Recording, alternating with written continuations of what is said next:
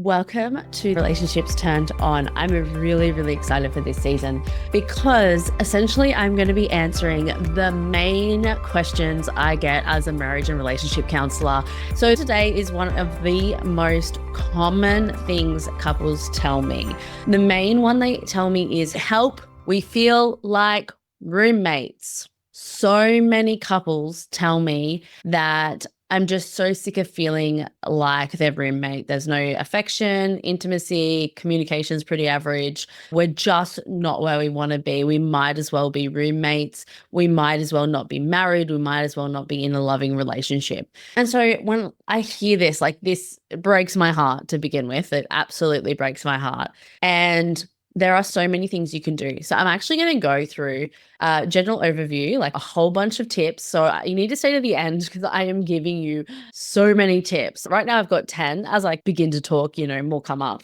But I want to give you the things that you can practically and tangibly start with to shift yourselves out of the roommates situation, because there is nothing worse, let's be honest, when you want to connect with your partner, you want to be emotionally intimate and physically intimate with your partner, and it's just not happening, or you just don't know how to get it back, right? Like, it's been so long since you've had that in your relationship. Now, I just want to tell you that if you're feeling this way, you're not alone. Plenty of couples experience this.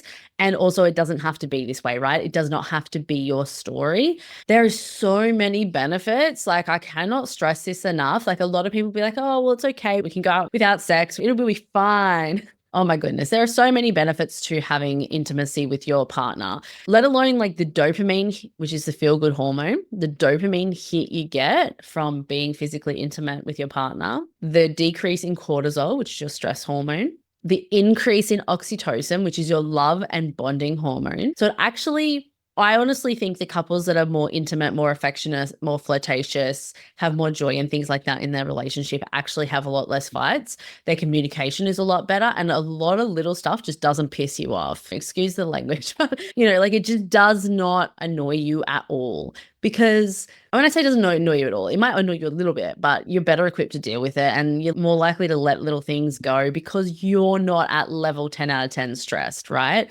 There is so much to be said on a physiological level around affection, around intimacy, around having regular sex, to put it in a nutshell. Okay.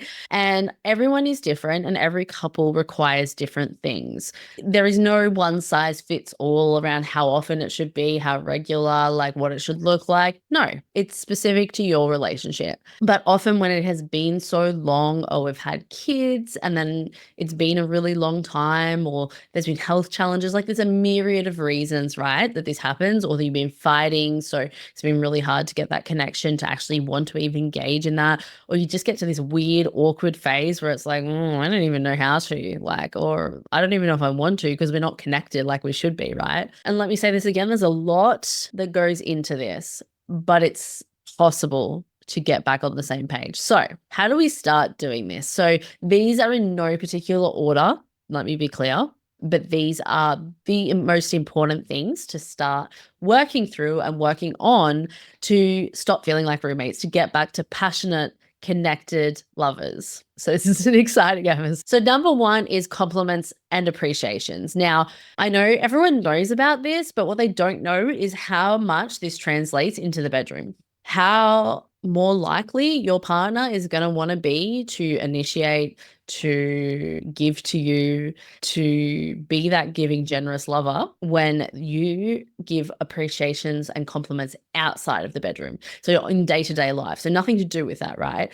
But you actually give them sincere, honest, specific compliments and appreciations of the things that they do, or who they are, or how they look, all of these different things in a sincere, genuine way, and you sprinkle them throughout the week. Do not underestimate the power of compliments and appreciations. It can actually pull you through tough seasons if you continue to do that for one another. It can set such a strong foundation and help other parts of your relationship grow and flourish when they're maybe not currently growing and flourishing. So it's crazy, crazy important.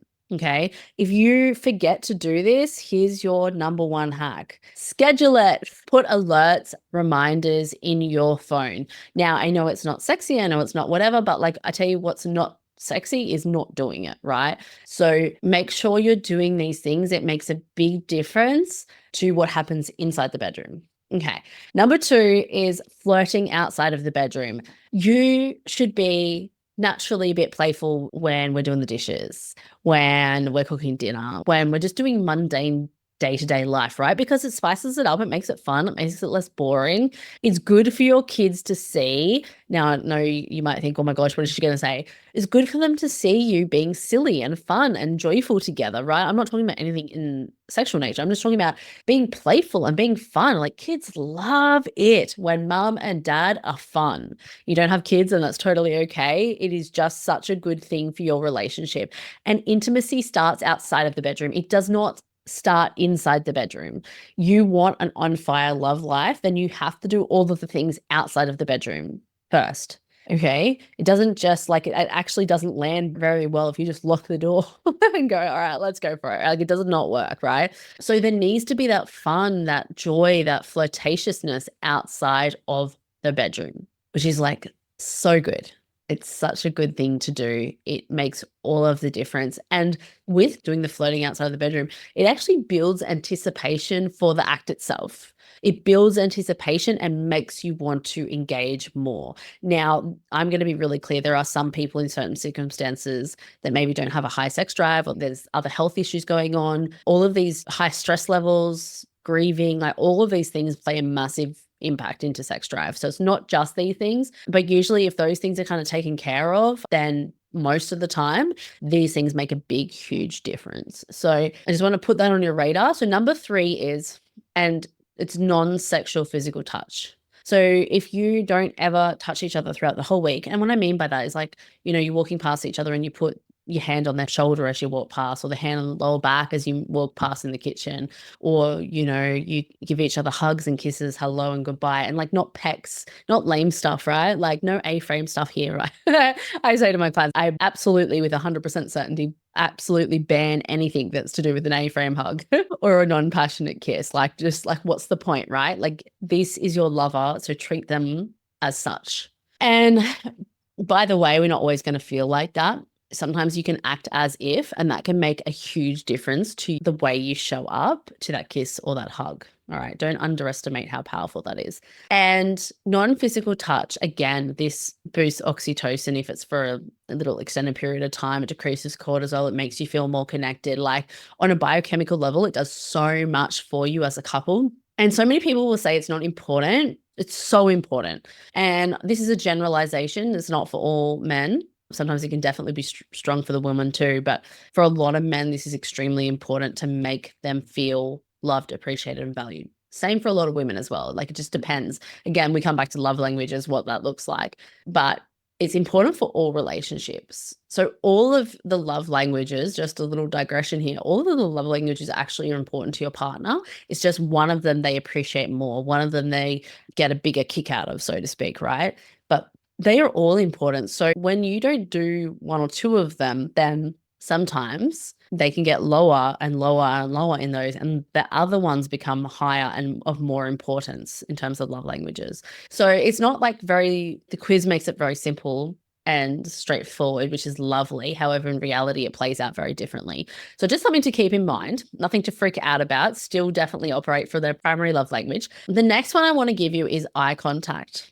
If you can't look your partner in the eye, then I'm a little bit harsh here, but why should you deserve to see them naked? Like in all honesty, if you can't look them in the eye and make that soul emotional connection, whatever you want to call it, then why should you see them naked?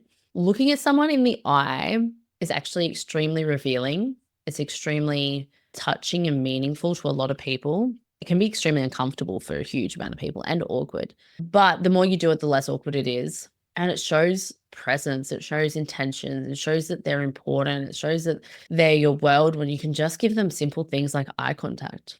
It makes a huge difference. So notice when you're having conversations, when you're doing stuff and you're talking, are you actually looking at each other? Most couples aren't. And most couples are unconscious of it. And I totally get it. And we're busy and we're doing all of the things. But make sure there's at least some conversations throughout the day or morning and evening or whenever it is where you have that eye contact. It makes a huge difference. Okay.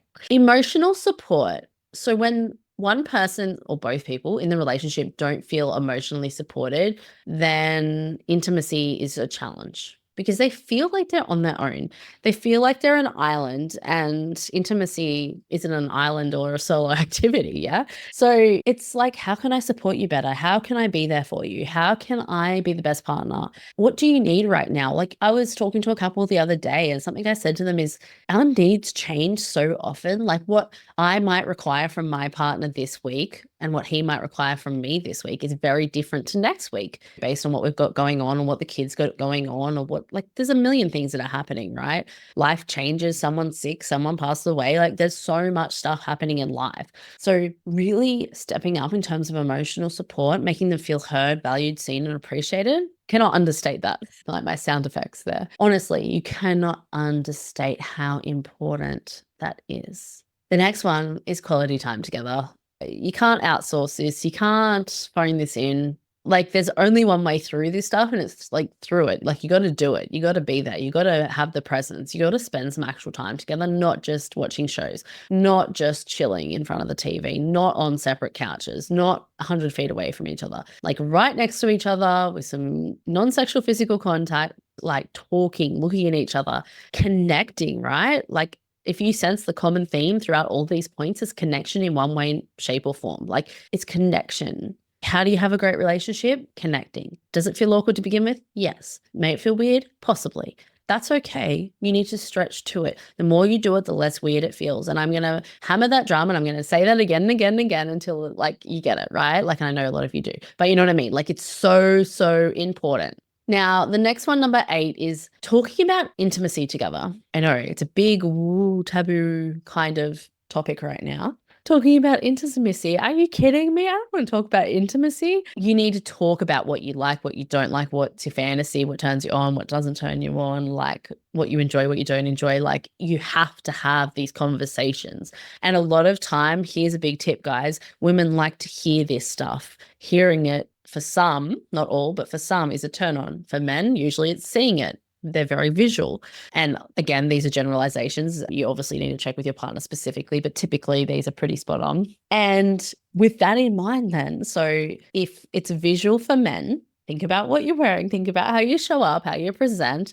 And like, that doesn't mean it has to be a full-on situation, but you know, you could put some lipstick on, do your hair, do something, right? Maybe check what underwear you put on. Like, and for women, it's like what they're hearing often. So what are you saying to them? Like, are you complimenting them, appreciations? Like, are you maybe saying a few cheeky, naughty things that's like, that you know your partner would like, right? You've got to check, right? Every woman is different and every man is different. But these are some things that can really help. And you need to have that conversation too. Like, what do you like to hear? What do you like to see? Like, getting detailed is good, and it actually helps build anticipation. So it's actually a great tool, and you should learn each other, learn what's right and not right. Now, if you've been together for 10, 15, 20 years, whatever it might be, you will have changed, grown, and evolved. So don't assume you know, because you learn a whole heck of a lot more, right? As you grow and evolve and change together and as an individual. So please talk about it. There is no shame. When you're in a loving, committed relationship, you should be talking about it. Shouldn't be talking about it with every Tom, Dick, and Harry and your mates and all that sort of stuff. No. But with your partner, yes, because it's a private area that is just between you two, that is not shared with anybody else, but just your husband or wife or your girlfriend or boyfriend or whatever it is, just each other. Okay. And on that point, I have been toying with this idea, and I'm in the process of putting together my top questions to talk to each other about around building intimacy. So if you would like a copy, then I will put a link below and you'll be able to get your own copy of this. And I highly recommend it because it's awkward, right? But if you make it a game with your partner, say you're in the car and you're kid-free, or you're having a date night at home, or you're just having dinner. Oh, hey, I got this thing. There's about intimacy questions. Or it's about sex. Let's have some conversations. We don't really talk about it. Can we talk about it? And if you do it in a fun manner and you make it about the sheet, as in you haven't come up with the questions, most people will be really into having that conversation. Not all, but a lot, right? And it's about the way you frame that conversation, and it's good to talk about because you can find out a whole lot that you never knew before. So if you'd like that, you can go to the link below and get those intimacy questions and get started on that. I highly recommend you do that. Like, again, I said, it's for all couples. We should all be doing that. Okay, next, create excitement and anticipation. Now, I kind of touched on anticipation a couple of times, but you want to create excitement. You want to send those cheeky texts to one another, like, make sure that it's not going to be sent to your boss or whatever. But, you want to send some suggestive, cheeky, I can't wait to see you, I'm looking forward to you. You can get more racy than that, but you get my gist. You want to build anticipation. Like, I can't wait to see you tonight. Like, oh, I'm so excited for our date night. Like, build anticipation. So you want to be together. It's like magnetizing each other. Yeah. You want to magnetize your partner to you. It doesn't want to be this big thing where you're like pulling them to spend time together or like that kind of thing. It's about magnetizing. If you think about when you first started dating, you put in all this effort, you'd look good, you try and make sure you were interesting and you had great conversation and all of that kind of stuff.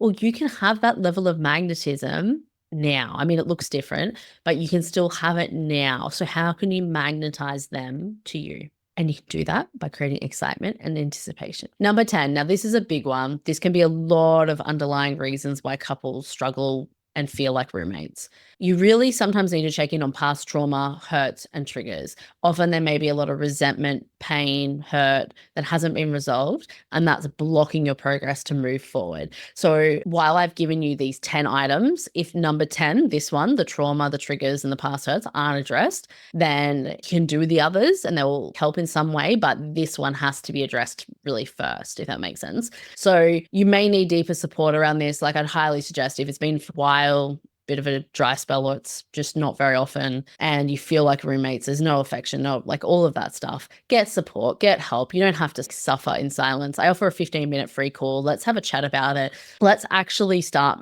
moving you forward in your relationship. So don't just listen to this. Let's get some deeper, more specific stuff just for you so you can action exactly what you need. So let's book a free call and we'll have a chat and we'll talk about your relationship and how you can shift out of this so you don't stay in that place, because often you don't even know what it is. You don't even know why sometimes, or sometimes you do, but sometimes you don't know why your partner's annoyed or doesn't want to connect, or there's an intimacy issue, or maybe it's just really hard to communicate with one another why they're struggling. They don't want to hurt your feelings maybe, or you don't want to hurt each other's feelings. And so sometimes being in this safe space can make such a difference because it's a proactive approach, right? It's innovating, cutting edge counseling. It is not like regular counseling. There's a great deal of effort, education, and experience that goes into what I do. And it's not like most couples counselors. So I just want to put that out there. And lastly, I just want to leave you with a couple of thoughts. So if you're feeling like roommates, please do something about it. Your relationship should be the most juicy, fun, exciting part of your life. I firmly believe that. I really do. Like, the amount of joy and happiness and play and everything I get from my relationship is substantial, right? And I want that from every single human on the face of the earth, because it is 100% possible. And we are connection human beings. We are meant to have that. That is how we thrive. Like, having that is not a nice to have. It's a necessity to your well-being. It's a necessity to your health. You just need to look at the studies that show, for example, with married men are some of the healthiest, happiest, and live a long life because they have that companionship. They have that fire and joy and love and spontaneity in their relationship, right? So you can have it too. Honestly, you deserve to have it. So go and book that free call. Also, I have something very exciting. I did announce one much earlier this year, but I'm actually running. I wasn't planning on it, but I've had so many inquiries. So I'm running a couples counseling retreat on the Sunshine Coast Hinterland on the 1st and 2nd of November. It is extremely exciting. It looks like 2 spots are already sold. So there's only 2 spots left. So if you're interested, go and book that free call. Let's have a chat about it. Check you're a right fit for it. Talk about your relationship, and we'll put together a plan for you. So you've got the tailored and targeted support that's specific to your relationship. This retreat is going to be phenomenal. I've been sitting here today nutting out some details. There are so many luxury goodies and so much support built in, even more than before. It's a whole nother level of upgrade this time around the retreat. And so many couples are just craving it. Like they are feeling like roommates. They're feeling like ships passing in the night. They are feeling like I'm exhausted. I'm tired. I'm stressed. I'm pissed. Like we need to fix our relationship and reconnect and all of the things, but we just don't have the time, the energy, da, da, da, da, da. Right? So this is purposely created just for that. I cannot emphasize nor explain the bandwidth you get from something like this. Like you have a private cabin with a spa bath, a fireplace, a beautiful view, so many extra goodies like hot croissants delivered to your door every single morning. Like it's pure bliss, right? It's pure bliss. You don't have to share a single bit of personal information with any people. There's only 4 couples. It's a very private container that I've created. It's a way I've created in such a way, like I say, you don't have to share a single thing with anybody except your partner, of course, and me, as I'll be there supporting you. So I'll put the link below. You can go and have a read, but honestly, please don't hesitate to book that call and let's have a chat ASAP because there's already not many spots. And we're in July. Well, by the time this comes out, probably just the start of August. So go and book that call. Let's have a chat. Let's not stay in pain and let's get you out of this roommate situation. So I don't want that for you and you don't want that for yourself either. Okay. I cannot wait to talk to you in the next episode. Thank you so much for listening and share this with a friend. If you know someone that would appreciate this, share this with your partner and let's get you a turned on relationship.